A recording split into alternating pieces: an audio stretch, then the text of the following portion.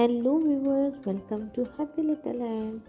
In this activity, the child is performing a water transfer exercise.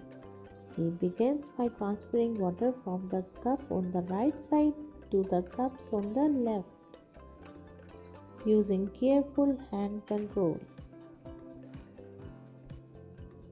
Now that he's done pouring from the left to right, it's time to switch sides and pour back again. Activities like this are a great way to keep little hands busy and little minds growing. This simple activity helps kids build patience, balance, and hand-eye coordination while having so much fun. Great job! You did it, little chap. Thanks for watching.